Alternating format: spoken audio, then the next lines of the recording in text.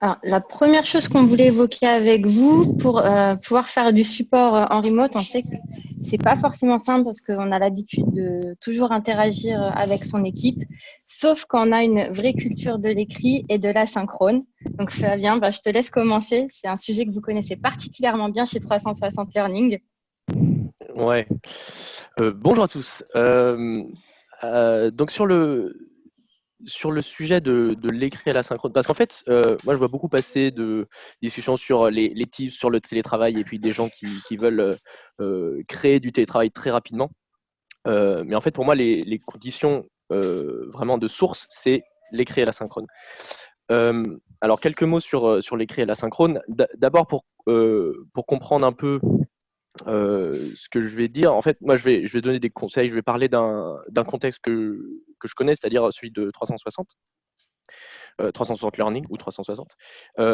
Et donc, il y a plusieurs choses à savoir. Premièrement, c'est qu'on fait du support exclusivement par email. Donc, je vais donner des conseils qui s'appliquent pour ça, mais je ne connais pas du tout les autres types de support par téléphone ou par chat. Deuxième élément important, c'est que c'est un produit assez complexe et qui n'est pas critique. Donc en fait, on ne sauve pas des vies, c'est important. Il y a des gens qui utilisent ça tous les jours, mais en fait, on peut répondre en 1 heure, ça va pas avoir un impact par rapport à 30 minutes. Enfin, c'est pas très significatif. Et donc la conséquence directe de ça, c'est que la qualité est plus importante que la rapidité. Alors évidemment, il faut les deux, mais la qualité de la réponse est plus importante. Euh, et dernier point qui est important aussi à comprendre, c'est qu'on est une petite équipe de 3 personnes, on est 5 depuis cette semaine.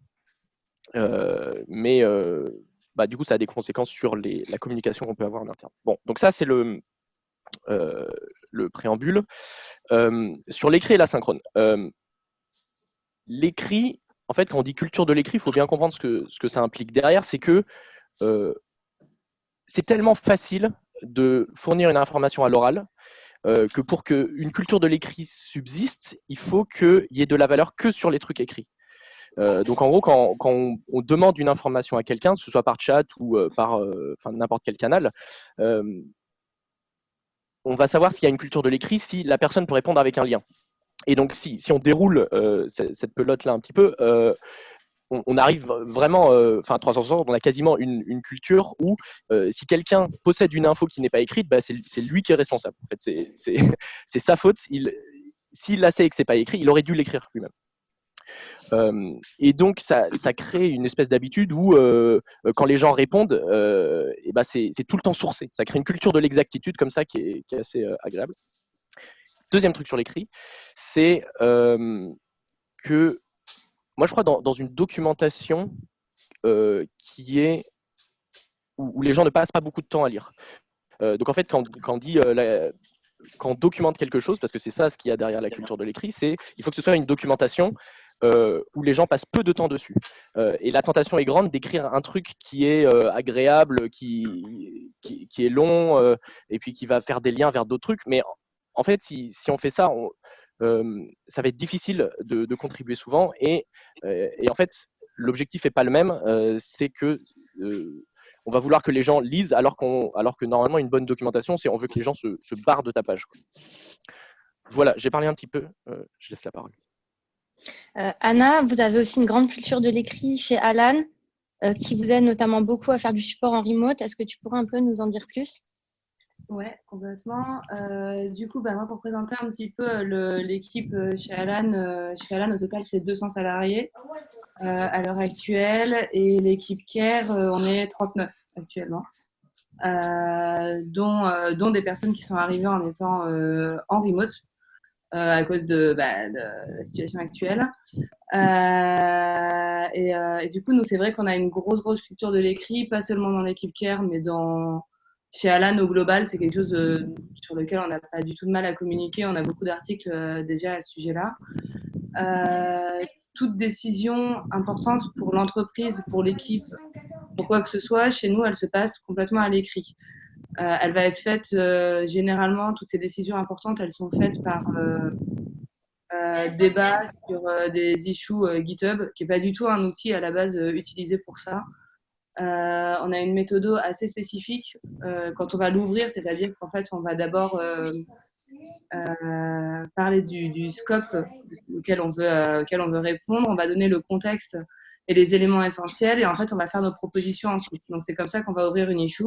Et ensuite, dans cette issue-là, on va pinguer différentes personnes qui vont participer à l'issue. Et la conclusion sera à l'écrit. Ce qui permet, pour être honnête, au bout de 3 ans chez Alan, de retrouver des informations qui sont parfois assez anciennes, de recomprendre pourquoi on avait annulé certaines choses à une époque où on ne les avait pas priorisées et pourquoi maintenant on peut les prioriser. Et du coup, ça permet aussi pour les gens un peu plus timides qui participeraient sans doute pas en réunion de participer. Et en plus, ça permet à vraiment tout le monde d'avoir accès. Toutes les issues sont complètement publiques, partagées avec tout le monde.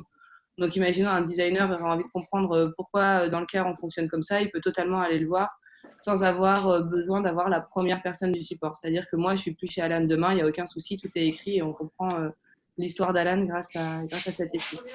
Donc ça, c'est la partie qui permet déjà de bosser en remote, parce qu'en gros, ça change rien d'être là ou pas être là. En fait, ça n'a aucune différence. Et ensuite, sur l'autre partie, parce qu'il y a ce support qui est très asynchrone pour les gros débats, mais il y a aussi les plus petites discussions. Du coup, nous, on les gère toutes sur Slack, avec très très peu de messages privés aussi sur Slack. On milite pas mal pour avoir que des messages publics, ce qui permet à tout nouveau, par exemple, quand il arrive et qu'il n'ose pas, au début, il va poser souvent des messages privés ou des messages en face à face, alors que nous, on va le forcer vraiment à le faire à tout le monde, et du coup, ça permet à tout le monde d'être formé. Et du coup, on a sur Slack, pour l'équipe Care, on a 4 chans qui sont entièrement dédiés à l'équipe Care, qui nous permettent d'avoir un peu toutes les discussions. Il y en a un qui est un channel plus orienté sur notre organisation, où on va parler de qui est en shift, qui est pas en shift. Nous, on fait du chat et du mail, donc on a vraiment une notion pour le chat, on a vraiment une notion de shift et de quand on est sur les tickets ou quand on n'est pas sur les tickets. On a le chan support, qui lui, c'est un peu méta, mais c'est un peu le support du support. Donc, c'est un chan sur lequel, par semaine, il y a 2 personnes du support qui font 0 ticket, mais qui doivent répondre à toutes les questions que le support qui, eux, fait les tickets ont. Donc, du coup, ils sont là pour répondre à, ça peut aller de la question à est-ce qu'on rembourse ça, ou des questions beaucoup plus compliquées. Et c'est aussi une deuxième personne qui permet d'avoir parfois un deuxième avis. Quand ça va être pour faire un geste commercial, on va pouvoir pinguer cette personne du CARE. Ça nous a permis, en fait, on a mis ça en place parce que on se rendait compte qu'on était à la fois sur Intercom, à la fois sur Slack, et ça ne nous aidait pas pour le focus, et on ne savait pas si une question avait été répondue ou pas répondue. Du coup, ces 2 personnes-là sont là pour répondre vraiment à tout ça. Et ensuite, on a Care Training et Care Announcement. Donc, Care Training, de son nom, on comprend à peu près, c'est quand un nouveau arrive, c'est là où il va poser toutes ces questions assez générales sur sa formation. Et le Care Announcement, en fait, il est assez intéressant pour tout ce qui est de l'asynchrone, parce que c'est là où on va annoncer tout ce qui concerne le Care. Que ce soit une nouvelle feature qui vient de sortir, que ce soit on va passer sur TF1 ce soir, que ce soit une nouvelle orga qu'on met en place, des changements qu'on va avoir, on les met dedans. Et ces annonces, elles ont vraiment je reprends un peu l'idée de Flavien sur ça, où en gros, elles doivent être faites de façon très courte. Elle doit avoir un titre en bullet point et rien de plus. Il doit y avoir un article Notion. Nous, on utilise Notion pour la documentation, donc un article derrière qui est lié à ça et qui sera partagé. Du coup, c'est à peu près ça qui nous permet de vraiment travailler en asynchrone et de ne pas faire de différence. Autant vous dire que là, 39 personnes dans l'équipe Care, moi, je n'ai pas encore vu de différence depuis 2 semaines alors qu'on est tous chez nous, voire depuis 3 semaines parce qu'on est en confinement avant chez Alan. Ça n'a rien changé sur nos méthodes de travail. Du coup, je laisse peut-être la parole à Aurore pour la suite. Moi, dans mes expériences précédentes, en général, ce qu'on faisait, on a toujours fait du remote tout le temps parce que, en fait, on s'est rendu compte, c'est le cas aussi chez 360 ou chez Alan, on fait du remote en fait quand on veut. Par exemple, Anna, toi, tu avais fait 6 mois en remote, c'est ça, l'année dernière, depuis l'Asie? Ça fait. Et Flavien, tu avais fait plusieurs mois en remote aussi l'année dernière, il me semble. Ouais, j'ai fait quelques expériences, mais faut faire attention. Et en fait, Et en fait, c'est hyper important, c'est que le remote, en fait, il ne faut pas attendre la crise, il faut déjà que ce soit vraiment ancré dans la culture de votre entreprise. Et pour le faire bien, ben, je reprends un peu ce qu'ont dit Anna et Flavien au préalable, c'est que le plus important, c'est déjà d'avoir tous vos process bien inscrits dans le marbre, parce que sinon, toute la journée, vous allez répondre à vos collaborateurs sur Slack, comment on fait ci, comment on fait ça. Donc, ben, l'idée, c'est soit d'avoir un Notion, ou ça peut être d'autres tools. Par exemple, il y a des nouveaux tools qui existent, comme Mayday, Muros, que vous pouvez plugger à vos outils de ticketing qui vous relistent les process en cas de doute. Ou après, vous pouvez utiliser des outils de manière détournée. Je sais que par exemple, pour certains process, Hugues de chez Itch, qui est parmi nous, utilisait Typeform et je trouvais ça ultra smart. Ou il y a d'autres startups que j'ai vues qui utilisaient Google Form juste pour remettre les process, pour juste se poser les premières questions et avoir le déroulé, ce qui évite de faire un search interminable dans un Notion ou dans un autre tool. Après, c'est vrai que Slack, ça prend beaucoup, beaucoup de temps quand même quand on est en remote pour les interactions. Donc, moi, personnellement, ce que je fais, c'est soit je me définis une horaire et par exemple, je dis à la team de telle heure à telle heure, je vous réponds sur Slack, mais pas avant. Comme ça, ils savent et moi, ça ne me défocus pas. Sinon, ben, un peu comme chez Alan, l'idéal, c'est d'avoir un resto Slack qui répond à toutes les questions. Et sinon, pour pas trop être pollué par Slack, il y a un tool que j'aime bien qui s'appelle Twist, en fait, qui permet de reprendre le fil sans être distrait toutes les 5 minutes. Voilà à peu près pour moi, pour l'écrit et la synchrone. Le problème du remote aussi, c'est qu'on manque de chaleur humaine. Donc, j'aurais bien voulu voir en remote comment ça se passe, par exemple, chez vous, chez 360, pour recréer du côté Alors, humain. sur la chaleur, j'ai un dernier petit point sur la synchrone quand même du point avant, parce que c'est deux sujets qui me sont extrêmement chers. La synchrone, en fait, c'est un truc étrange parce que il y a beaucoup de gens qui aimeraient travailler plus en asynchrone. Tout le monde dit que c'est bien. En fait, il y a peu de gens qui vont dire que c'est pas bien, mais quand on le pratique, ça va être extrêmement dur parce que le synchrone est plus simple. En fait, c'est plus simple d'aller pinguer quelqu'un directement en chat ou bien même au téléphone. Et donc, un petit commentaire sur l'asynchrone. Je pense que les structures asynchrones qui fonctionnent bien, c'est celles qui pensent en termes de système. En fait, j'avais un collègue qui m'avait raconté une histoire. C'était que tous les matins, tout le monde de la boîte répondait à toutes les questions du support. Et ils ne commençaient pas leur journée tant qu'il restait encore des tickets. Et bon, donc c'est un peu extrême, mais ça avait une conséquence hyper concrète, c'est que les gens, s'ils avaient une question, ils la posaient par ce canal-là. Et donc, il y avait un espèce de système où, en fait, le plus simple, c'était de poser la question au support de cette manière-là. Donc, c'était par email. Et donc, si on veut que les gens utilisent des process asynchrones, il faut faire en sorte que le process asynchrone soit le plus simple et le plus efficace. Et donc, ce qui amène sur un deuxième point en fait qui est connexe, c'est que on dit il faut répondre vite et bien. On dit vite et bien, mais en fait, on a remarqué que c'était en fait plutôt bien et vite. Les gens préfèrent bien. Et ensuite, le plus vite possible. Mais il faut d'abord que ce soit bien. Et donc, dans le cas de 360, et même je pense plus généralement, je pense qu'il faut se poser la question. Est-ce qu'on préfère vite ou bien et donc, évidemment, tout le monde aimerait être bon sur les deux, mais je pense qu'il faut quand même choisir son camp. Ça permet d'aller plus vite sur des questions qui sont difficiles. Bon, j'ai fini sur la synchrone. Sur la chaleur humaine, j'aurais moins de trucs à dire parce que je ne suis pas archi fort là-dedans, mais j'ai quelques conseils quand même qui sont sur la manière d'écrire. En fait, moi, j'ai deux bouquins qui sont quasiment mes bibles sur la manière d'écrire. C'est deux en anglais, d'ailleurs. C'est On Writing Well de William Zinsser et Elements of Style. Alors, j'ai mis les liens quelque part dans la présentation.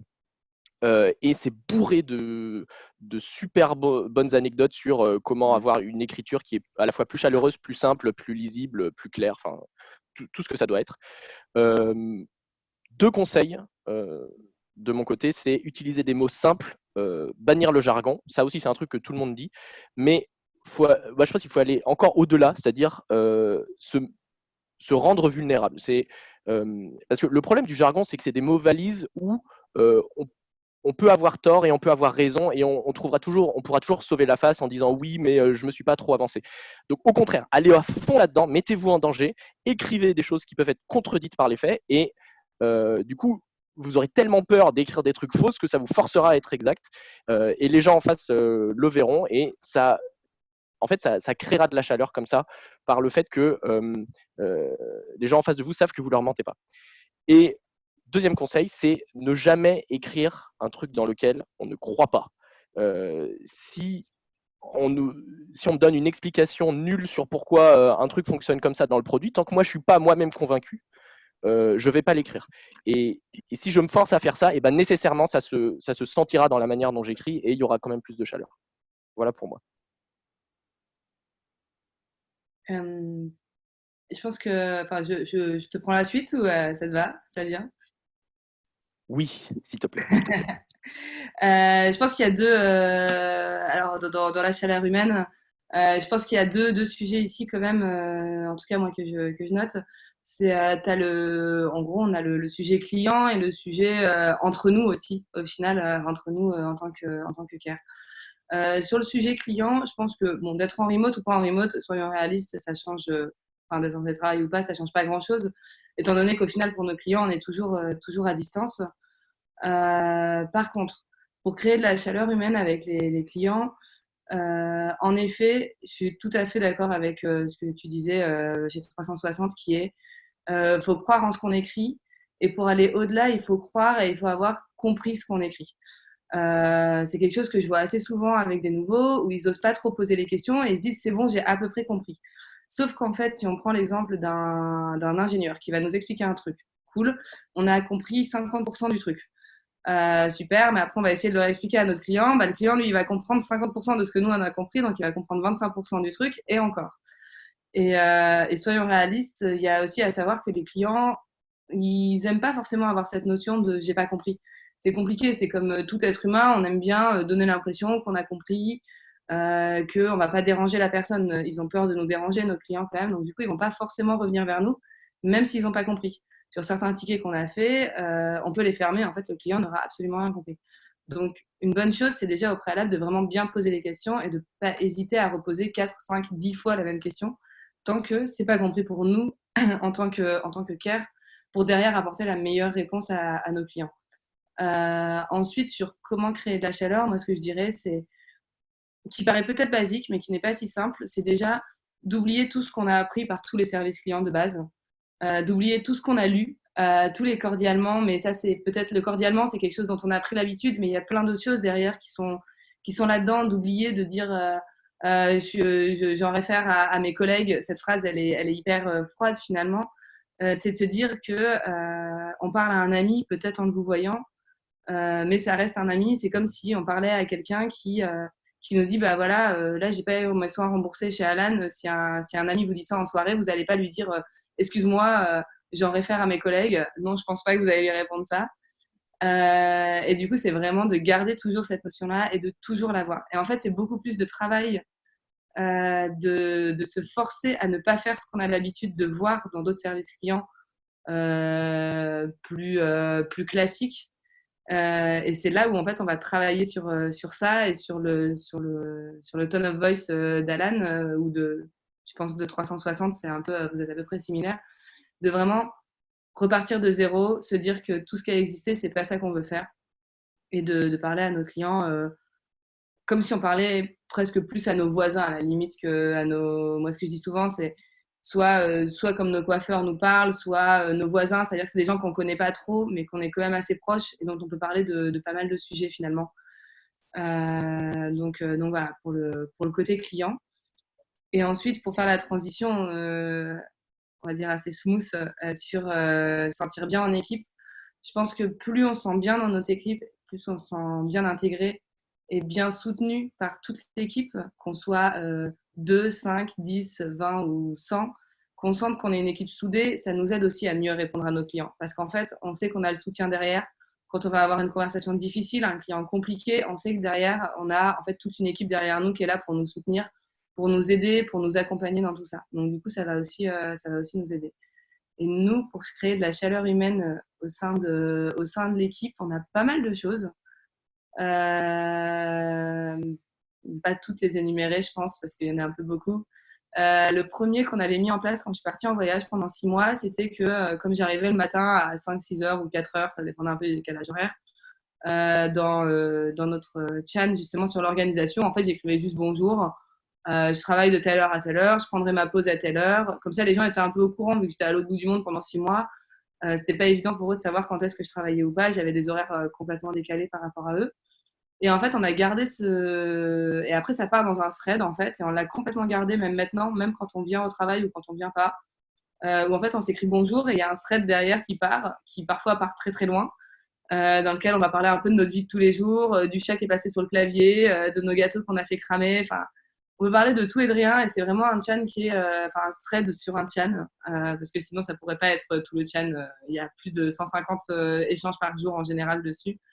Mais qui est vraiment pour créer de la confiance entre nous, où on va parler de tout et de rien et de notre vie chacun chez nous. On aime bien partager un peu nos fiertés de ce qu'on a fait la veille. Si on a fait 1 heure et demie de yoga et qu'on est content, là par exemple, pendant le confinement, on se dit bon, bah, c'est cool, voilà, on a fait ça hier, on est assez chouette. Du coup, voilà, il y a ça. Qu'est-ce qu'on a d'autre? On se planifie quand même. Alors oui, l'asynchrone c'est bien, oui, l'écrit c'est bien.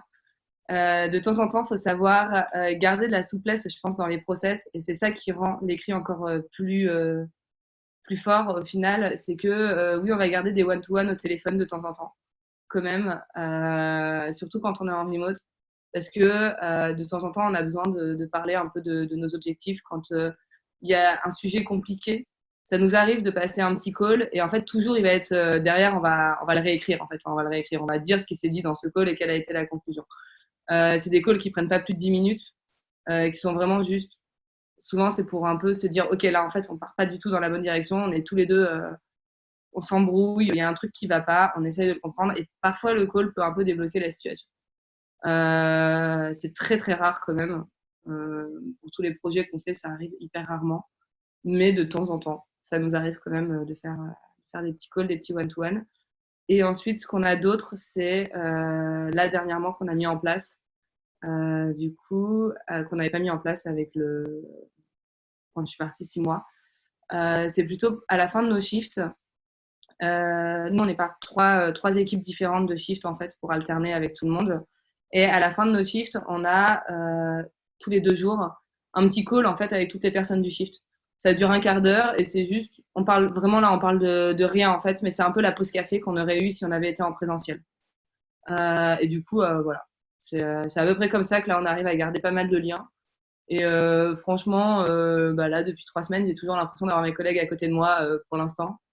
Un autre truc qu'on a fait, c'est aussi ici de se mettre une espèce de fond sur Zoom. On fait ça avec certains où en gros, on est en call ensemble, mais sans être ensemble. C'est un peu bizarre. C'est-à-dire qu'on parle pas vraiment, mais c'est comme si on était un peu à côté l'un de l'autre.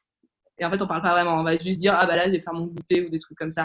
Mais il n'y a pas de discussion, il n'y a rien de tout ça. Et ça donne cette impression d'être un peu moins seul. Surtout pour les collègues qui sont en fait, tout seuls chez eux, qui n'ont pas de famille, pas d'enfants, et qui là, du coup, se retrouvent pendant 3 semaines à ne pas pouvoir sortir. Ça leur fait un peu de sensation humaine. Mais sinon, on va dire, tout ce qui est décision et trucs importants, c'est à l'écrit. Et tout ce qui est parfois vie sociale, vie privée, c'est un peu à l'oral. Voilà, voilà. Je laisse la parole à Aurore. J'ai un peu beaucoup parlé. Moi, je vais reprendre un peu ce qu'a dit Anna. Je pense qu'on a un peu les mêmes process en remote. Dans mes expériences précédentes et même aujourd'hui, on a un channel Slack daily pour la team support où chacun va dire ce qu'il va faire de sa journée et à quelle heure il commence, à quelle heure il finit, quelle heure il va prendre sa pause. Ça nous permet de savoir qui fait quoi et qui va se focuser sur quoi. Dans mon expérience précédente, j'avais une team week-end et la team week-end, en fait, le dimanche soir, elle nous disait tous les problèmes qu'elle avait eu tout le week-end pour que les gens qui reprennent le lundi, en fait, puissent savoir les problèmes les plus compliqués et reprendre les tickets les plus chauds dès le lundi matin. Alors là, en ce moment, pour le côté humain, nous, chez Klein, on utilise un petit peu Discord. C'est un détournement d'outils de gamer où c'est comme un chat où on s'envoie des notes vocales. Ça nous permet de garder le lien social. C'est un peu le pendant du Zoom dont Anna parlait. Et on utilise également une app, je crois qu'il y a un bêta test qui s'appelle Cappuccino, où tous les soirs, en fait, on raconte un peu notre journée. Le matin, en fait, tout est compilé, tout est monté par l'appli Cappuccino avec une petite musique de fond. Puis ça nous permet d'entendre la vie de toute la team. Et moi, j'aime bien, en fait, maintenant, je me lève le matin, au lieu de regarder les news, j'écoute le Cappuccino de la team pour voir un peu comment ça se passe du côté de la team. Et puis maintenant, ce qu'on fait aussi, c'est que team, on est une petite équipe chez Klein, on est 10, mais tous les vendredis matin, maintenant, on se fait un Zoom où on se raconte nos vies, on parle de la pluie et du beau temps pour garder un petit peu le côté humain. Donc voilà un petit peu nous comment on bosse. Alors il y a un problème aussi quand on bosse en remote, c'est comment se concentrer. Donc Flavien, j'aimerais bien avoir tes tips.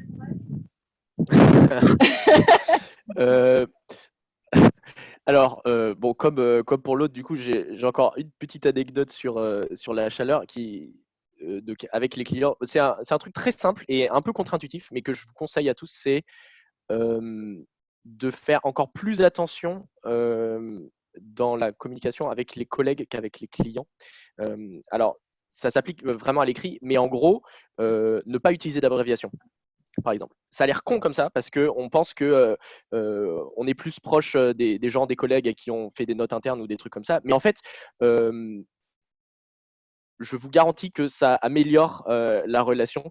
Et donc, petit outil native advertising contre les abréviations, je vous recommande Alfred avec son expansion de texte. Mais bon, il y en a d'autres aussi. Et donc, parce que je suis sûr que vous avez tous des abréviations un peu internes sur le produit. Enfin, nous, on a plateforme, c'est PF. Voilà, donc on met sur la PF. Et ben maintenant, j'ai une expansion de texte où dès que je mets PF espace, ça fait plateforme. Pareil pour bonjour machin, se forcer à être encore plus cordial avec ses collègues qu'avec ses amis, ça fait beaucoup pour la chaleur dans une équipe. Voilà. Donc la concentration. Là aussi, j'ai des liens. Ouais, voilà. C'était sûr. Il y a des fans d'Alfred. Ne sous-estimez pas Alfred, meilleur outil du monde. Et ça peut corriger vos fautes d'orthographe habituelles aussi, hein, juste pour vous le dire. Enfin, moi, je sais que je l'utilise comme ça, c'est-à-dire que pour des fautes de frappe que j'ai l'habitude de faire, je le mets en snippet et du coup, ça le corrige. Je recommande Piquet KC qui corrige en CK. Voilà. Je vous le donne gratuitement. Sur la concentration. Donc oui, deux ressources qui pour moi, en fait, il y a tout ce qu'il faut savoir pour la concentration et ce qu'on appelle le travail en profondeur. C'est un livre qui s'appelle Flow, d'un mec qui a un nom absolument imprononçable, mais qui est une étude passionnante sur cet état de concentration. L'autre livre, c'est Deep Work de Cal Newport. Deep Work est plus connu, mais les deux, je trouve, sont les deux faces d'une même chose. Et en fait, c'est trop bien parce que ça étudie les conditions dans lesquelles on peut recréer un état de concentration maximale. Donc le flow, c'est cette espèce d'état où on est concentré complètement sur une tâche et où le temps passe plus lentement. Enfin, en tout cas, la perception du temps est différée parce qu'on est entièrement concentré sur une tâche. Donc ça veut dire ne pas être interrompu.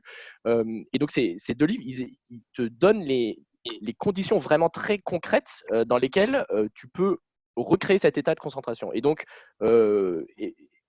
comme le flow, c'est un état trop bien, du coup, moi je le fais tous les jours, c'est trop bien. Je vous recommande ces deux livres-là. Comme en plus, je suis un énorme introverti, c'est génial pour moi. Voilà. Un deuxième truc de concentration, ça, j'en parle depuis plusieurs mois à plusieurs personnes et chacun a des avis différents, mais ne mettez plus de réveil. Voilà, c'est dit. Plus de réveil. Abolissez le réveil. Réveillez-vous à l'heure que vous voulez. Moi, ça a fait un changement considérable sur toute ma vie, enfin ma carrière ou tout. Où en gros, je me lève quand je suis. De quoi? Et respecte aussi les horaires de faut se coucher tôt aussi parce que il y a des fois. Mais ça, c'est fou. En fait, les gens ont des rythmes différents. Moi, je me suis rendu compte que quand je mettais plus de réveil, je me réveillais toujours à la même heure, quelle que soit l'heure de coucher. Et en parlant avec d'autres gens, en fait, eux, ils avaient des fenêtres. C'est genre 8 heures indéboulonnables. Alors, s'ils se couchent tôt, ils se réveillent tôt. S'ils se couchent tard, ils se réveillent tard. Donc, mais le fait de mettre un réveil, ça perturbe complètement cette horloge-là. Alors bon, je ne suis pas un expert du sommeil, mais j'ai vraiment l'impression que le fait de ne pas mettre de réveil, ça améliore notablement l'énergie et la fatigue et donc la concentration. Donc voilà mon deuxième conseil sur la concentration. Et j'ai un troisième beaucoup plus business, c'est les OKR. Alors, petit native advertising pour 360 là également. Je trouve que c'est un truc qui est immensément complexe à mettre en place. Enfin, moi, je comprends j'ai mis énormément de temps à comprendre et il a fallu m'aider. Il y a plein de gens qui comprenaient très bien, qui m'ont aidé. Mais en gros, qu'est-ce que ça fait? C'est une sorte d'objectif un peu plus complexe, un peu plus relié à différents niveaux. Et très, très basiquement, on passe beaucoup de temps à réfléchir ce sur quoi on va passer du temps. Et ensuite, on l'exécute. Très simplement. Et en fait, ça règle à la source le problème de où est-ce que je passe mon temps, où est-ce que je passe mon énergie. Et si on définit des objectifs motivants et qui sont inspirants, alors ça fait double avantage qui est que tu passes du temps sur ce que tu aimes et être certain que ce sur quoi tu passes du temps, ça a le plus gros retour sur investissement parce que tu as déjà fait tout le travail de vérifier que c'est la chose la plus importante. Et donc, du coup, la question de la concentration est dégagée parce que c'est plus comment faire pour me concentrer sur quelque chose. De base, quand on aime quelque chose, on va se concentrer dessus. Donc, on change un peu le paradigme et voilà. Donc, je vous recommande ça. S'il y a des gens hyper intelligents qui comprennent les OKR, faites ça parce que c'est trop bien. Voilà. Ouais. Et moi, je dirais même, parce que du coup, on fonctionne aussi en OKR chez Alan, donc le petit objectif qui résulte, qui est, alors on va se définir des objectifs assez précis et qui, du coup, avec des mesures, enfin, il y a aussi cette notion de mesure, je pense, dedans, qui est assez intéressante, de savoir quand on a fini quelque chose, d'être capable de le mesurer, si on l'a vraiment fini ou pas fini. Et pour rebondir dessus, je dirais découper tous vos projets en petits, petits, petits, plus petits et encore plus petits. C'est vraiment la chose qui aide le plus à se concentrer et du coup, ça vous aide à vous donner des buts. J'ai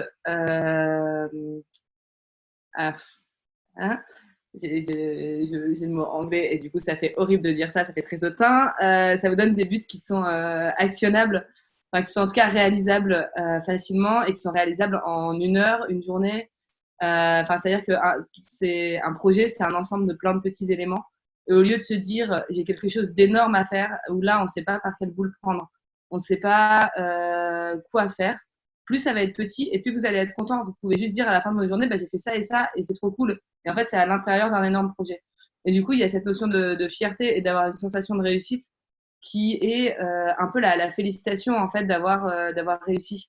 Et du coup, ça facilite à se concentrer. On n'a même plus besoin de se concentrer parce qu'en fait, on a la récompense qui est on a fait notre projet. Alors que si on voit un gros projet qui est sur 3 mois, 6 mois, en fait, on se sent peut-être sous l'eau, envahi, on ne sait pas où aller. Et en fait, au bout d'une semaine, on n'arrive pas à se concentrer parce qu'en fait, on n'est pas. C'est pas qu'on n'arrive pas à se concentrer, c'est qu'on ne sait pas où aller. On est perdu. Et le fait d'être perdu fait qu'on n'arrive pas à se focus.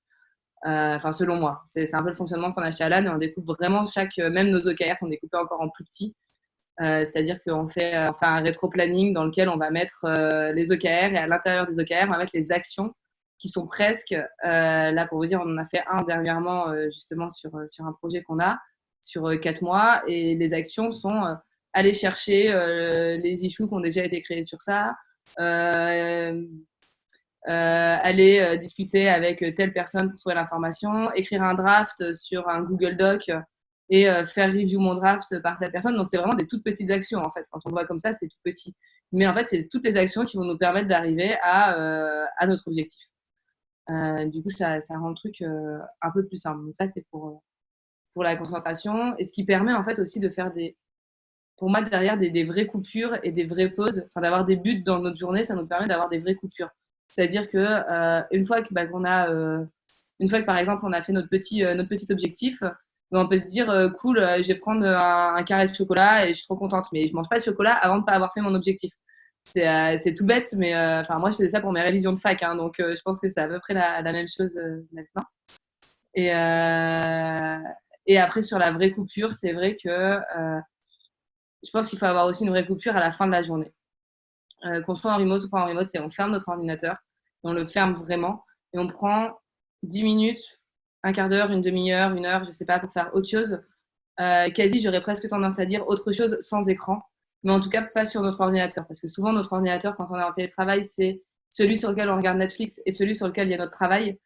Et ça, c'est pas forcément une bonne chose, parce qu'en vrai, du coup, on se retrouve avec j'ai switché d'écran, je suis passé de Netflix, tiens, je retombe sur Slack. Il y a machin qui a participé et en fait on mélange les deux. Alors que si on a une vraie pause, on se réveille le lendemain matin avec vraiment, j'ai fini ma journée, je l'ai bouclée, je reviens pas. Et le lendemain, je reviens avec une bonne chose. Du coup, que ce soit, ça peut être que 10 minutes 5 minutes de méditation après, ça va déjà faire une espèce de vraie coupure et passer à autre chose après, aller faire la cuisine, aller faire du sport. Enfin, il y a plein d'activités autres, je pense, qui sont pas forcément sur le même ordi. Enfin, la notion de, je pense, fermer notre ordinateur du travail, même si c'est pour le réouvrir après et aller sur Netflix, le fermer, c'est une action qui fait quand même du bien en fin de journée, qu'on n'a pas quand on est en télétravail, souvent, si on utilise le même ordinateur. Après, je pense qu'il y a la méthode d'avoir un vrai poste de travail. Après, ça dépend où on habite, mais dans les appartements parisiens, on n'a pas forcément l'espace d'avoir un bureau, une chambre, un salon, tout ce que vous voulez. Donc, du coup, chacun bosse un peu généralement de là où il a envie. Je ne serais pas la mieux placée pour parler de ce genre de choses parce que quand j'étais en voyage, j'ai pas particulièrement travaillé dans des espaces de coworking. J'ai plutôt travaillé dans des auberges de jeunesse, au bar de l'auberge de jeunesse ou sur le rooftop. Donc, autant vous dire que je pense que si la capacité de concentration, elle est faite justement sur des petits objectifs et elle est faite plus en interne, enfin, en nous intérieurement, quel que soit le contexte de travail, en fait, on y arrive. Quand on a envie de faire quelque chose, on y arrive pas. Je suis complètement d'accord avec ça. Sur la capacité de concentration, il y a beaucoup trop de littérature sur des trucs externes. Donc, ça veut dire avoir un bureau, une pièce séparée, tout ça. C'est intéressant, c'est utile, mais ce qu'Anna a dit est plus important. Et je pense que ça dépend des personnes et je pense qu'il faut savoir trouver, moi je parle de mon expérience, je pense qu'il faut savoir trouver son niveau, comment on fonctionne et nos capacités de concentration. Moi, pour la petite blague, enfin, j'étais psychologue avant d'être care et tout ce qui est de la littérature sur la concentration, il y a de la littérature depuis des siècles dessus. Il y a des méthodos depuis des siècles, des gens qui ont dit qu'il fallait faire 10 minutes de concentration, 2 minutes de pause, 10 minutes de concentration, 2 minutes de pause, et c'est comme ça qu'on y arrivait. Des gens qui disent 1 heure et après une demi-heure de pause. Il y a énormément de choses et je pense qu'en fait, chacun doit essayer de se trouver comment il arrive à se concentrer et comment il se voit dans sa concentration, en fait. Mais je pense que quand même, il y a cette notion à garder à chaque fois qui est de réussite qui permet de se concentrer. Quand on réussit, on a envie de continuer, en fait. Quand on réussit pas, on n'a pas envie de continuer. C'est quand même assez basique, mais ça paraît. Voilà. Mais voilà. Je passe Aurore, et tu l'as. Ouais, pour compléter ce que disait Anna, moi, je fais exactement comme Anna et Flavien. Je découpe mes tâches. Après, j'essaye d'utiliser la méthode Pomodoro. C'est une méthode où je me chronomètre 25 minutes pour exécuter mes petites tâches. Et au bout des 25 minutes, je m'accorde une petite pause. Donc, moi, c'est pas le carré de chocolat, c'est le verre de thé. Mais j'essaie vraiment de travailler comme ça pour garder le focus. Après, moi, comme j'ai ma famille avec moi en remote là, en ce moment pendant le confinement, j'écoute la pluie qui tombe sur Headspace pour pas que le bruit ambiant me déconcentre. Et dans la mesure du possible, j'essaye de travailler par batch. Par exemple, moi, j'aime bien classer mes tickets par exemple, tous mes tickets pour le feedback produit et je travaille que sur cela pendant 1 heure, après que mes tickets bug. Parce que moi, je travaille vraiment en asynchrone comme je travaille pas sur un système de chat. Du coup, je peux classer par sujet et travailler par batch. Ça évite de me défocus parce que si je dois me concentrer sur un sujet et après sur un sujet totalement différent, je reprends vraiment 5 minutes à me concentrer. Donc, moi, j'aime bien découper par thématique mes tickets. Voilà, moi, c'est à peu près. Par rapport à ce que tu dis, ça me fait relever aussi l'idée de quand tu dis que tu écoutes la pluie justement sur Headspace. Je pense qu'il faut aussi être capable de dire aux autres autour de nous. Alors, pour des enfants en bas âge, évidemment, je pense que c'est pas évident pour certaines personnes en ce moment, mais d'être capable de dire à ceux qui nous entourent quand est-ce qu'on est dispo ou pas dispo, que ce soit des proches, que ce soit quand moi j'étais en voyage, des gens que je rencontrais dans l'auberge, je leur expliquais voilà, que moi je travaillais en fait et que là j'étais pas dispo. Et ils comprenaient tout à fait. Et en fait, il faut savoir dire aux autres gens en fait, là je travaille pas. Et ses collègues, c'est exactement la même chose avec nos collègues aussi, savoir leur dire est-ce qu'on est sur le chat, est-ce qu'on est sur les mails, est-ce qu'on est sur notre projet, un autre projet individuel. C'est vraiment partager aux autres gens, toujours partager en fait à l'écrit ou aux autres personnes qui nous entourent, toujours leur faire comprendre quand on est dispo ou pas dispo et qui nous laissent tranquilles en fait quand on a besoin. Moi, je recommande l'achat d'un casque fermé. Vous mettez une vidéo YouTube de son d'avion vous le mettez au max et vous mettez une autre vidéo YouTube en même temps de son dans l'espace. Voilà. Et là, vous êtes bien concentré, vous pouvez atteindre le flow. C'est pas mal. Bah, je recommande vivre seul, ça marche très bien pour bien se concentrer, il n'y a pas d'enfant pour déranger.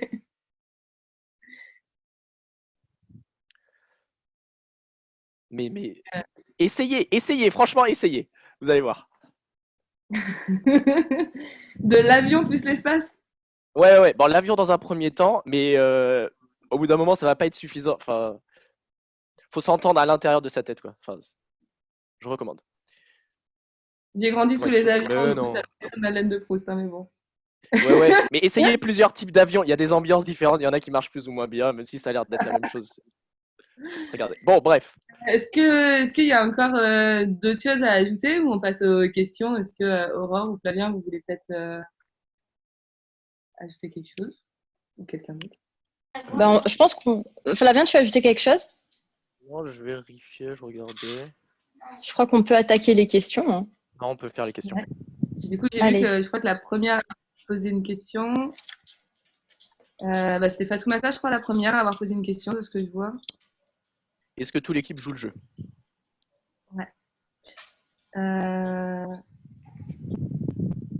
Moi, pour répondre à ça, je dirais c'est une grosse partie de recrutement qui joue là-dedans. C'est-à-dire que alors le recrutement chez Alan, il est pas forcément long, mais il est très conséquent. Et quand on recrute quelqu'un, clairement, je pense qu'on lui fait déjà un peu confiance. Enfin, il y a une bonne grosse confiance qui est déjà un peu créée.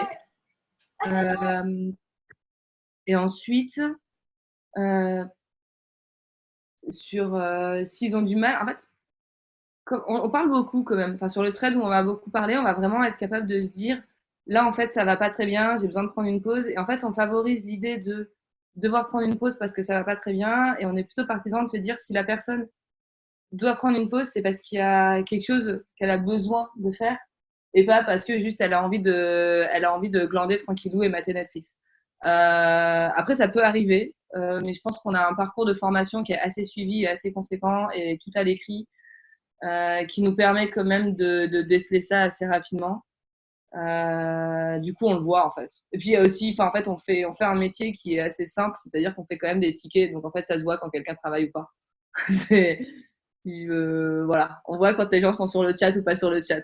Basiquement, ça se voit. Ouais. Pour la question, enfin, je suis d'accord avec ce que Anna vient de dire. Pour la question, j'imagine sous-jacente qui est d'une équipe qui n'est pas comme ça et qui voudrait le devenir, j'ai pas de vrai conseil là-dessus. Enfin, j'ai pas une bonne expérience.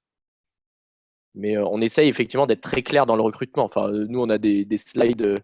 Enfin, on a une étape spéciale pour la culture, pour Convexity. Est-ce que, enfin, on essaye de pas leur mentir, quoi. Ils vont tomber dans un saladier avec des gens qui ne vivent que pour se concentrer. Donc, si c'est pas quelque chose pour lequel tu vis, ça va être très dur et on va le voir assez vite. Mais au-delà de ça, j'ai pas de conseils intéressants.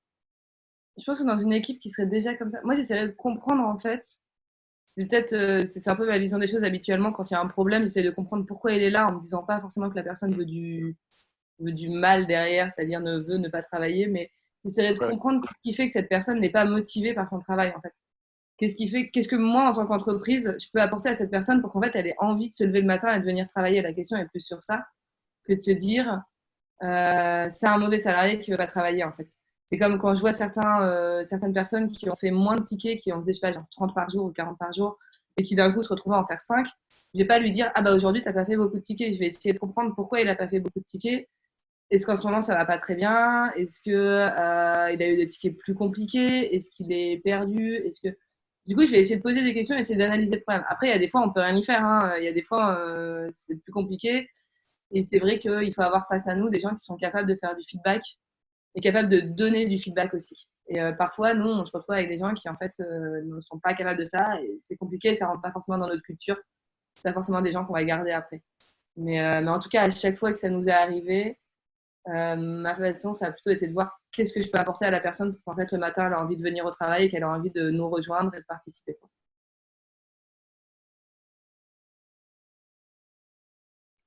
Aurore, un truc à ajouter?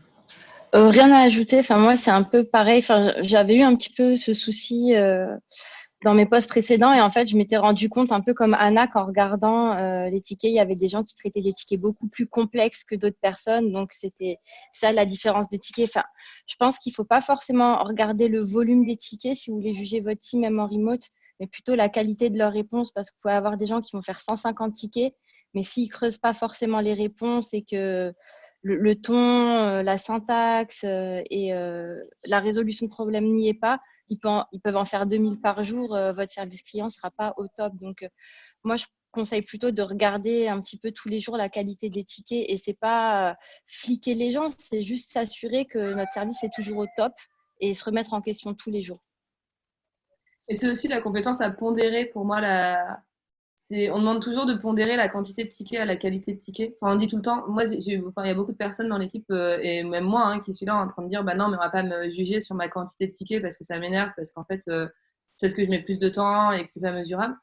Et c'est là où, en gros, je trouve ça intéressant parfois de review. Alors, on pourra en parler une prochaine fois, mais nous, on est en train de mettre un peu en place un process de review de tickets chez Alan, complètement sans hiérarchie ni rien. Et ça permet de pondérer un peu, en fait, justement, ces profils de personnes qu'on va avoir qui font moins de tickets, mais qui sont hyper quali, et ces profils qui font plus de tickets, mais qui sont peut-être un peu moins quali. Ça permet de, justement, faire juste de la pondération entre les deux, quoi. Et je viens de voir le message de Jonathan sur le chat de Zoom. Et oui, en effet, l'UX est dégueulasse sur ça. C'est... Bref.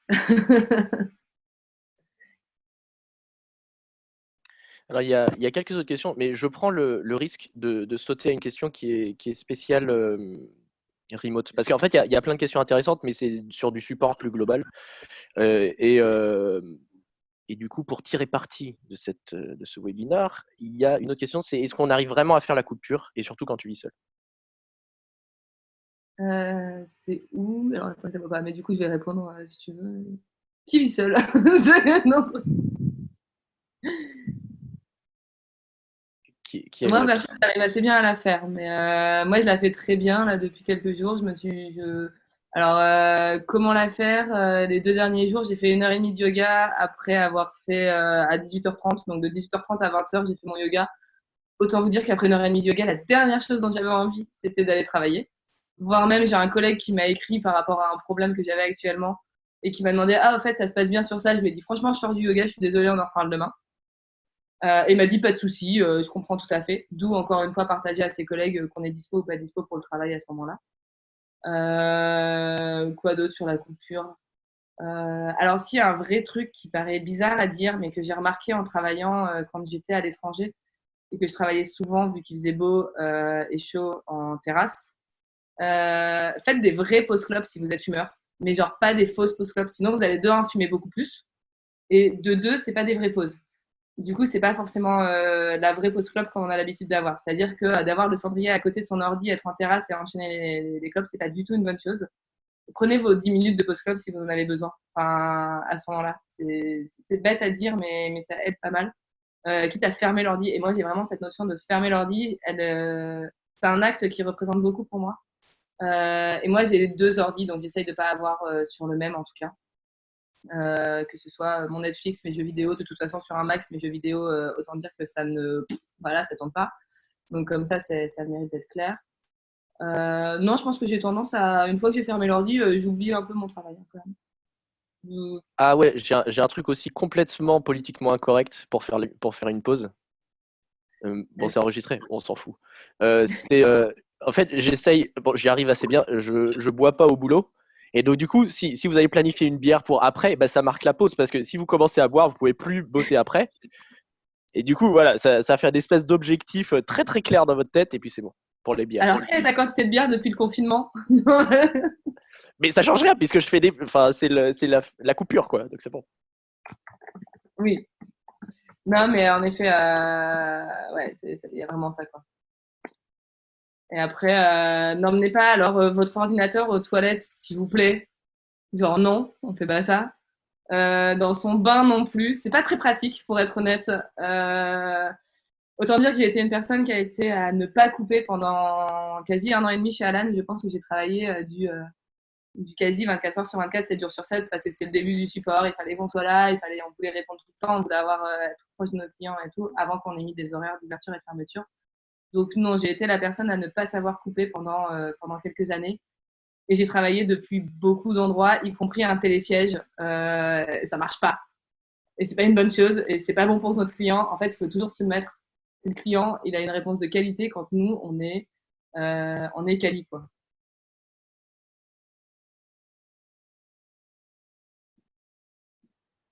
Alors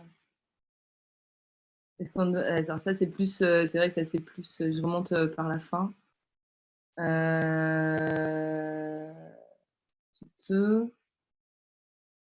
Objectif quantitatif de tickets. Non, on a une moyenne, nous, à peu près. Non. Est-ce que tu as une question que tu avais vue particulièrement, Flavien, ou tu voulais. Il y a celle d'Oscar qui vient Ah oui. de popper. Et première mesure que vous avez prise. Quoi nous, personnellement, ou la boîte?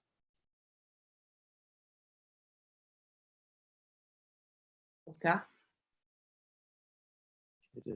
Ah. La boîte et vous. Moi, ça change rien. Depuis le confinement, je suis bombardé de demandes de visio et de réunions dans tous les sens parce que enfin, moi, j'étais tranquille, tu vois, dans mon coin, et là, tout d'un coup, les gens veulent se voir, alors c'est l'enfer. Mais et la boîte, bah, ça a été de mettre tout le monde au télétravail, donc il y en a qui le vivent plus ou moins bien, mais globalement, c'est bien. Bah, si je peux dire un truc, c'est 360. Enfin, et je l'avais dit, enfin, j'en étais sûr, même avant de les rejoindre, j'avais dit, c'est la boîte qui est le plus prête pour le télétravail qui n'en fait pas. Enfin, pour le full remote, j'entends, hein. C'est-à-dire, la culture et l'hygiène de travail est faite comme si les gens étaient complètement remote, mais ils ne le sont pas. Donc, en fait, le fait que les gens partent en full remote du jour au lendemain, ça n'a pas énormément cassé. Bon, après, moi, je vois ça de ma lorgnette. Il y a toute l'équipe RH qui regarde ça d'un œil très bienveillant et très attentif. Donc, ils auront des meilleurs avis que moi. Nous, alors, niveau support, non, ça n'a pas changé grand-chose. Chez Alan, on était déjà. Alors, on n'est pas dans le remote, full remote, pas du tout. En vrai, mon expérience d'être partie 6 mois, elle est un peu particulière. Elle n'est pas forcément complètement généralisée derrière. On a des gens qui sont en remote 3 jours par semaine, par exemple, et qui reviennent 2 jours ou un peu plus. Enfin, ça dépend un peu de où ils habitent et ce genre de choses. Et en discutant avec les gens, je me suis rendu compte qu'en dehors d'avoir plus de temps pour faire des choses, ce qui est assez intéressant au final de voir ça comme ça, d'arriver à mieux se concentrer, ça n'a pas changé grand-chose. Après, au niveau de la boîte, nous, ce que ça a changé, ça a été comment, en fait, on a décidé de ne pas arrêter notre fonctionnement du tout. Donc, pas arrêter les recrutements et pas arrêter les onboarding des gens, des salariés. Donc, on a recruté l'une de notre plus grosses promos, je pense, le premier lundi de confinement. Non, c'est pas lundi de confinement. Si, Alan était déjà confiné, donc si, c'était le premier lundi. Qui était de 12 ou 13 salariés, je crois, qu'on a recrutés, qui sont arrivés là en full remote. Moi, je ne saurais pas très bien en parler parce que je ne suis pas au niveau RH. Donc voilà, je crois qu'ils sont venus chercher leurs ordi au travail. Et c'est tout. Et on n'a pas encore, c'est lundi prochain là qu'on va avoir une autre promo. Je ne sais plus comment elle va se passer. Mais sinon, après, voilà, ils sont juste venus chercher leur ordi. On a dit tu rentres chez toi. Et après, comme tout le parcours de formation est en fait fait sur. Tout le parcours de formation est fait à l'écrit, ben, en fait, ça n'a pas changé grand-chose. Et si ce qu'on a ajouté, c'est alors. On a ajouté des petits threads sur Slack, des petits channels sur Slack, dont un qui est je ne sais plus comment il s'appelle, ça, qui est, non, c'est quoi, c'est remote. Enfin, c'est en gros pour partager nos trucs de remote, quoi. Donc voilà. Et juste, on a arrêté les drinks aussi, le jeudi soir. Mais voilà, on va essayer sur Zoom tout à l'heure. Donc voilà. Gros changement. Aurore. Aurore, tes changements? Nous, chez Klein, ça n'a pas changé grand-chose non plus parce qu'on avait déjà l'habitude, tous nos process sont en ligne et nous, on communique beaucoup plus par Slack et puis on a une politique déjà full remote de base. Donc, ça a juste, moi, ça m'a juste fait gagner du temps, là, le confinement et ça n'a rien changé du tout pour nous.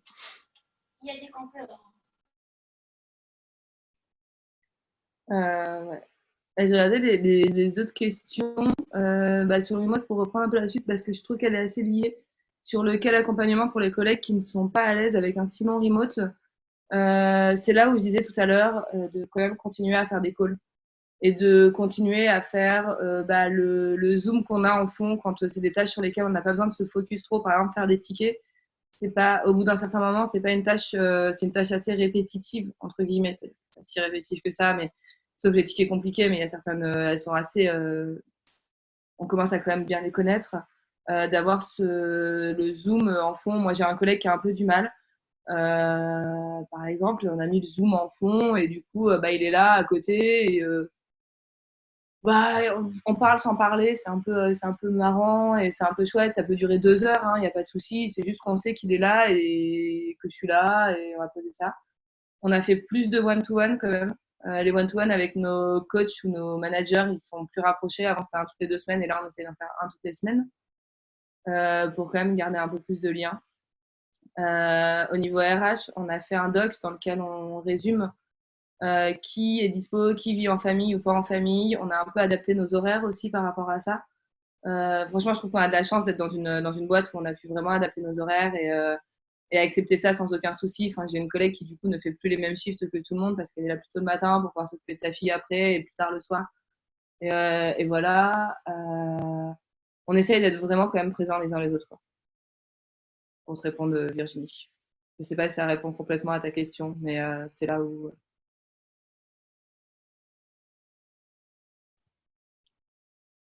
Est-ce que le retour dans l'open space est difficile? Il est horrible.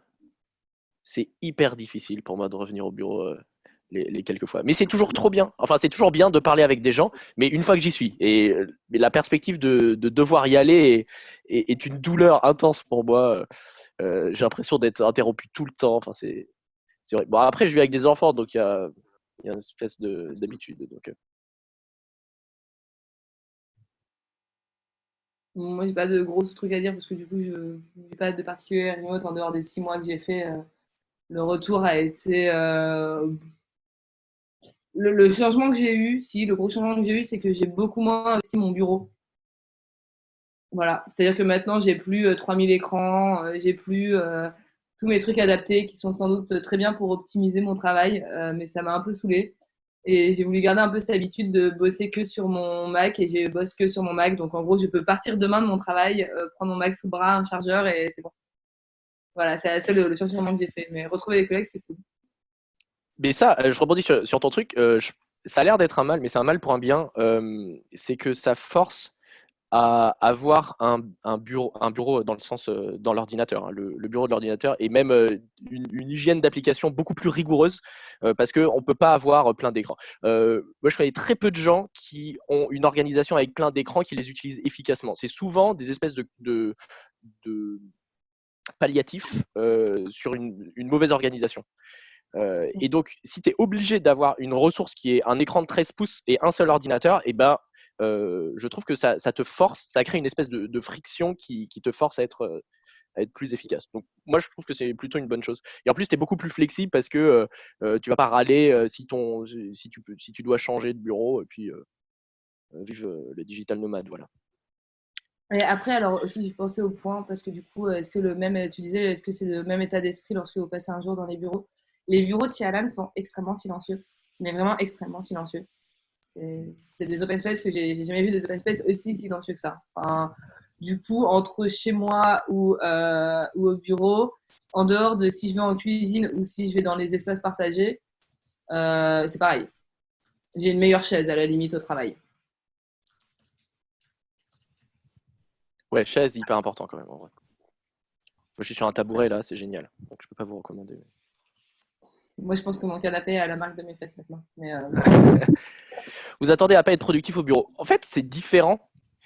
J'attends pas les mêmes choses parce que y a plein d'autres trucs intéressants qui se passent, mais effectivement sur la productivité pire, le travail en profondeur, le flow, tout ça, ce sera beaucoup plus difficile à atteindre, quoi. Mais ça a d'autres avantages aussi parce qu'on est aussi, c'est quand même une communauté malgré tout, quoi. Mais j'ai pas pour les mêmes choses. pour l'agence de Open Space Silencieux, c'est un travail qu'on a depuis le début. Autant dire que les gens peuvent râler très rapidement. On avait quand même des ingés. Et aussi, c'est pas que ça, c'est pour moi une notion d'organisation de l'espace. choisissez bien votre architecte d'intérieur. C'est con à dire, mais plus vous avez de petits espaces faciles dans lesquels on peut aller faire des points. Bon, déjà, il y a la culture de l'écrit qui fait que de toute façon, très peu de personnes parlent entre elles. Quasi, ça peut faire un peu associable sur certains. Mais du coup, avec cette culture de l'écrit, ça change. Et il y a ces petits, enfin, on a des espaces partout qui nous permettent en fait de ne pas parler dans un open space. Ce serait bizarre pour moi de parler dans un open space alors que juste à côté, j'ai une micro salle de réunion où je pouvais être à 2, 3 dedans. Il y en a un peu partout. Donc voilà, même si on ne fait pas de réunion pour faire des petits trucs, ou des petites discussions, c'est là. Et franchement, si on parle trop, de toute façon, on se fait engueuler sur Slack, à l'écrit. Mais voilà. Moi, j'ai pas de ressources en français sur l'écriture et la concentration, mais je suis très intéressé. Je sais pas si quelqu'un en a. Attends.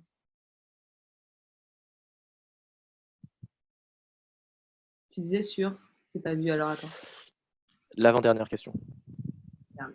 Super. Mais je pense que c'est une bonne question parce que en filigrane, ouais, il y a il y a malgré tout la notion de la culture, enfin la culture au sens anglo-saxonne ou tout ça. En fait, il y a beaucoup de littérature américaine, c'est pas neutre, quoi. Enfin, il y a quand même quelque chose derrière. Et ça se ressent beaucoup dans Deep Work, par exemple.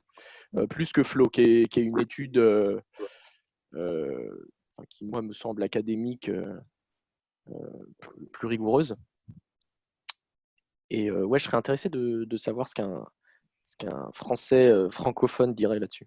Mais j'ai pas d'article. J'ai pas. Ouais. Je pense qu'on a raté quelques questions quand même de Ferdinand, c'était toujours là, et de Cynthia, qui était plus sur le support en général, je pense. Oui, Ferdinand, moi j'ai peur de m'y risquer, mais vas-y. tu me demandais des tips pour la transition. Pas évident, autant dire que j'ai jamais été d'expérience, j'ai jamais été dans une boîte classique. J'ai commencé à Capitaine Train et après je suis allée chez Alan, donc et avant ça j'avais juste mes études. Donc c'est pas forcément simple de le dire, peut-être que d'autres gens pourraient mieux aider, je sais pas.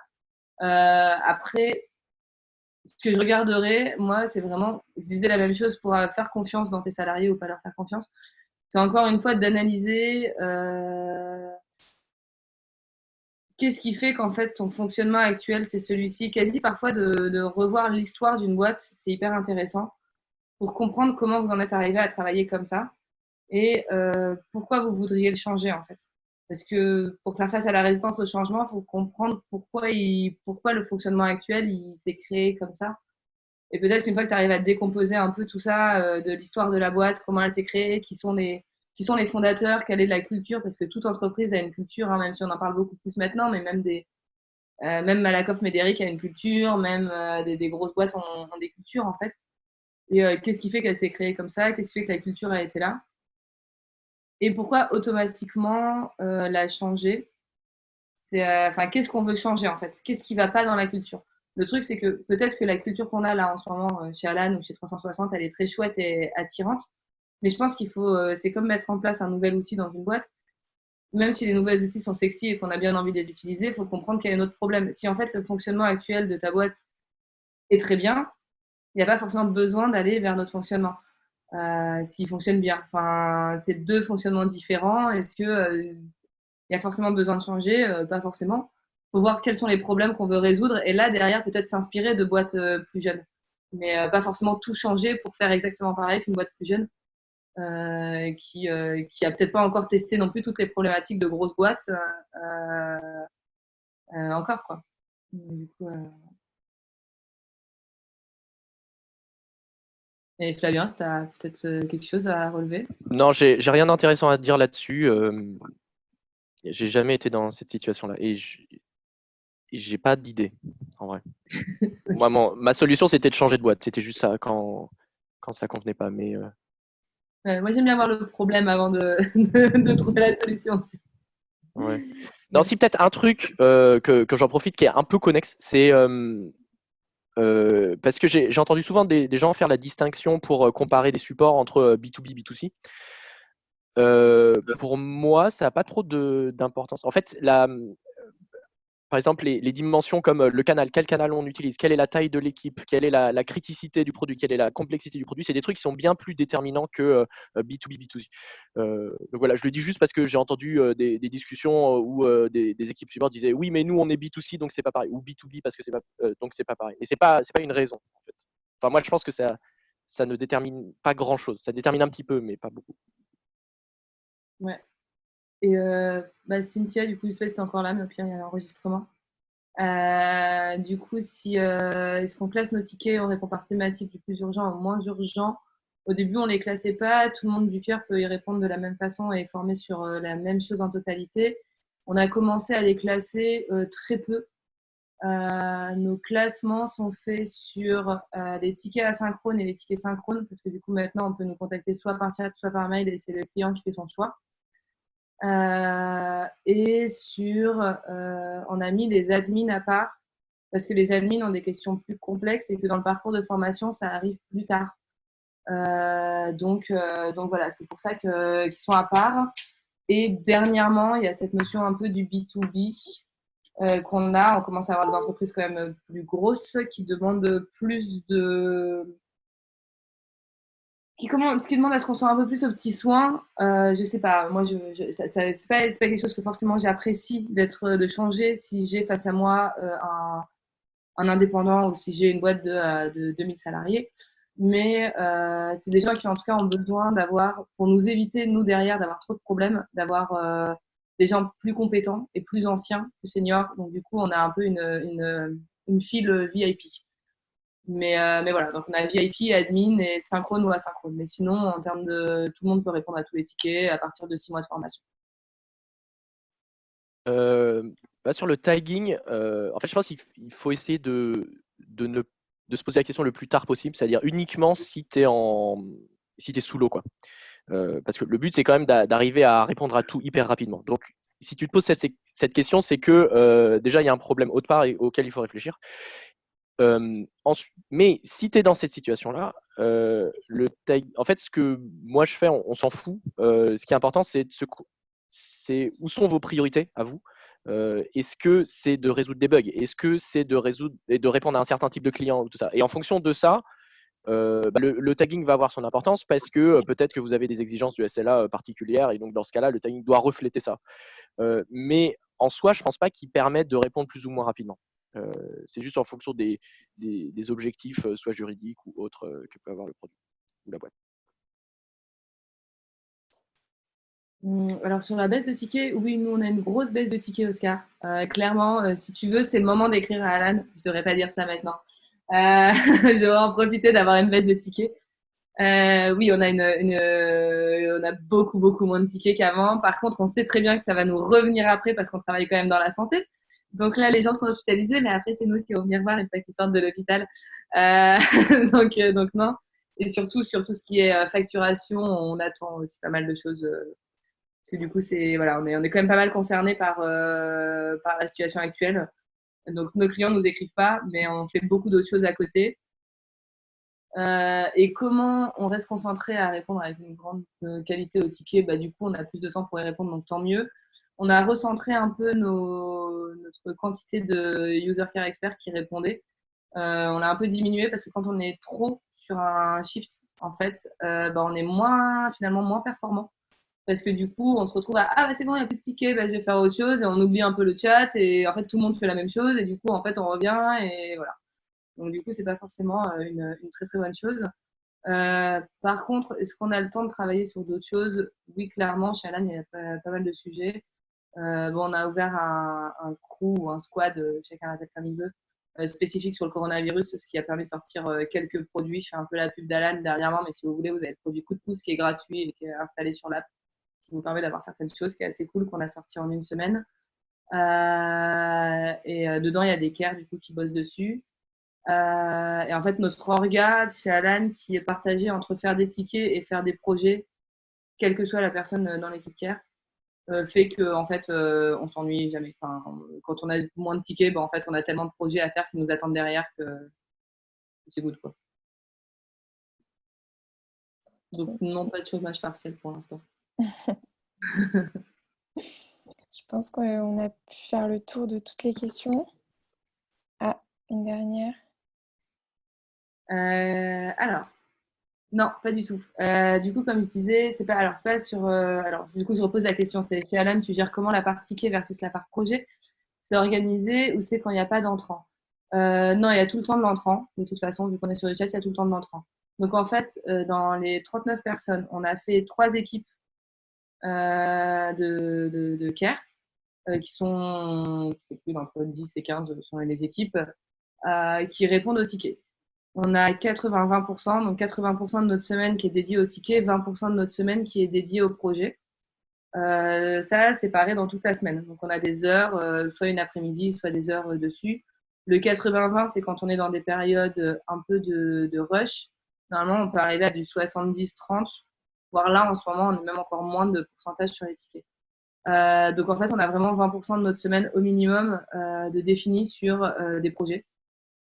Les projets, ça peut être des projets produits ou des projets support. Dans les projets support, on a une équipe qui s'occupe par exemple de l'organisation du support, de la formation, donc voilà.